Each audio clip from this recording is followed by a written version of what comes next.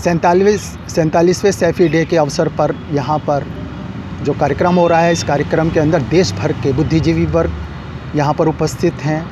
दूसरे क्षेत्रों के भी लोग उपस्थित हैं। उन्हीं में से सैफ़ी समाज के इरफान राही सैफ़ी, जो कि पत्रकार हैं, साहित्यकार हैं, कवि हैं, उनसे हम जानना चाहेंगे कि वह सैफ़ी समाज के बारे में क्या सोचते हैं, भविष्य की क्या योजना है।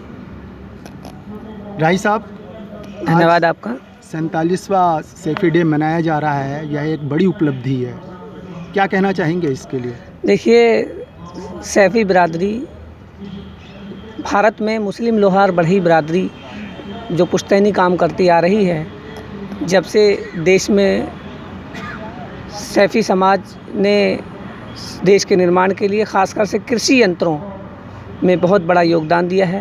पूरे विश्व में लोहार बढ़ई बिरादरी का योगदान है, लेकिन चूँकि हम सैफ़ी बिरादरी की बात कर रहे हैं तो सैफ़ी भारत में मुस्लिम लोहार बढ़ई जो बिरादरी है वो सैफ़ी कहलाती है। इसको 1975 6 अप्रैल 1975 में इस नाम से इसका नाम सरनेम इसको प्राप्त हुआ।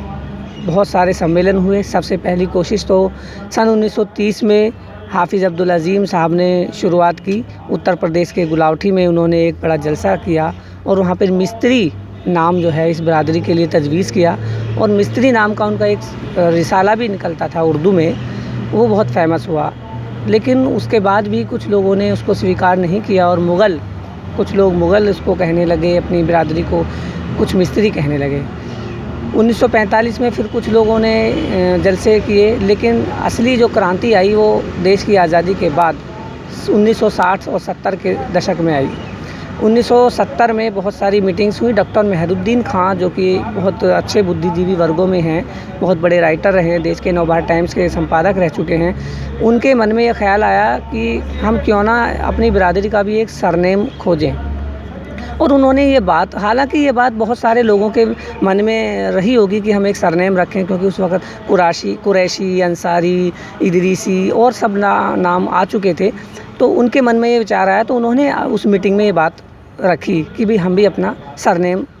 तो 1974 में एक संस्था रजिस्टर्ड की और सरनेम की खोज शुरू हो गई। बहुत सारी मीटिंग्स हुई। 6 अप्रैल 1975 को अमरोहा में एक बहुत बड़ा महासम्मेलन हुआ, जिसमें हिंदुस्तान के दुनिया भर के बहुत बड़े मशहूर पत्रकार, लेखक मौलाना उस्मान फ़ारकलीत रहमतुल्लाह अलैह और मौलाना नज़ीर उल अकरम नईमी मुरादाबादी, इनकी सरपरस्ती में सैफ़ी नाम दिया गया। उसमें अमरोहा में हज़ारों की तादाद में सैफ़ी बिरादरी के लोग थे और सभी लोग हर्षोल्लास से अब हर वर्ष सैफ़ी डे 6 अप्रैल को निरंतर रूप से मनाते आ रहे हैं। सैफ़ी नाम के सिर्फ लगा देने से क्या कोई बिरादरी का उद्धार हो पाया है? हाँ बिल्कुल, क्योंकि एक ऐसा नाम है, सैफ़ के मायने तलवार के हैं और सैफ़ी यानी तलवार बनाने वाला। जब हम देखो किसी भी समाज का एक इतिहास होता है और एक शिक्षा से अगर जो कोई चीज़ जुड़ जाती है और दीन से भी जुड़ जाती है। अबू सैफ़ रज़ियल्लाहु ताला अन्हु एक बहुत बड़े सहाबी रहे, प्यारे नबी सल्लल्लाहु अलैहि वसल्लम की जो बेटे थे हज़रत इब्राहीम, उनके बेटे को हज़रत अबू सैफ़ की बीवी ने दूध पिलाया था, तो निस्बत सी और अबू सैफ़ से प्रेरित होकर के और फिर सैफ़ी यानी कि तलवार बनाने वाला, उससे प्रेरणा लेते हुए सैफ़ी नाम मिला। और बिल्कुल इसका नाम का फ़र्क पड़ता है, क्यों नहीं पड़ता।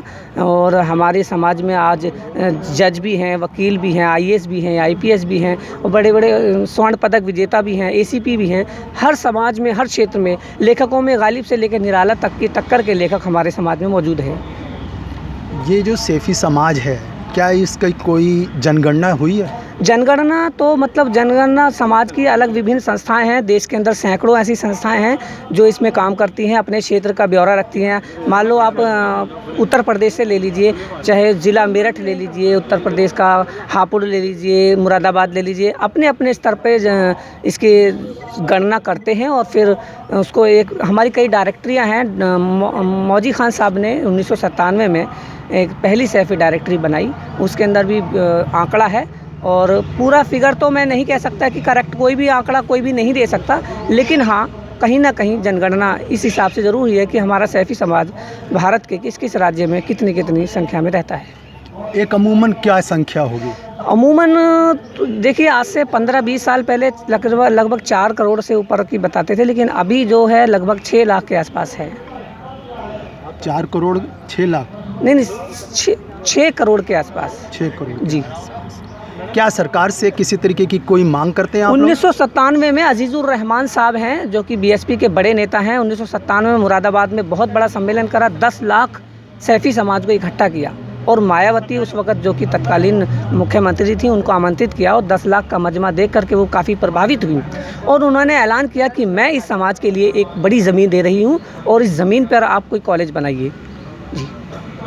क्या कहना चाहेंगे युवा पीढ़ी को? मैं ये युवा पीढ़ी को कि वो समाज से जुड़ें, शिक्षा हासिल करें और अपने समाज के लिए, देश की एकता अखंडता के लिए काम करें, प्यार मोहब्बत फैलाएं और शिक्षित बने, सुरक्षित रहें। हर समाज के अंदर एक कुरीति होती है, सैफी समाज में कोई कुरीति है कि नहीं? कुरीतियाँ हर समाज में होती हैं और हमें अच्छी कोशिश करते रहने चाहिए, अपनी गलतियों से सीखना चाहिए और आगे के लिए अच्छा प्रयास करता रहना चाहिए। मुस्लिम समाज का यह सैफी समाज कहलाता है। जी। तो मुस्लिमों में भी दहेज जैसी एक कुरीति है, क्या सैफियों में भी है? सभी में होती है। दहेज असल में हमारा हिंदुस्तान का कल्चर है, संस्कृति है, तो दहेज कोई सिर्फ मुस्लिम में या सैफियों में नहीं है असल में, तो ये सभी मुस्लिम समाज का सैफी बिरादरी आज अपना 47वां स्थापना दिवस मना रहा है। दिल्ली के अनेक स्थानों पर यह कार्यक्रम हो रहा है। इस कार्यक्रम के अंदर सैफी समाज से जुड़ा हुआ बुद्धिजीवी वर्ग, नेता, समाजसेवी तथा अन्य क्षेत्रों के लोगों का यहाँ पर जमावड़ा हो रहा है। यहाँ पर सैफी समाज द्वारा अपने समाज के प्रति दिए गए महत्वपूर्ण योगदान के लिए उन्हें विशेष रूप से सम्मानित भी करने का यह कार्यक्रम चल रहा है। कुतुब मेल के लिए Arif Jamal, Delhi. Subscribe now and press the bell icon. Never miss an update.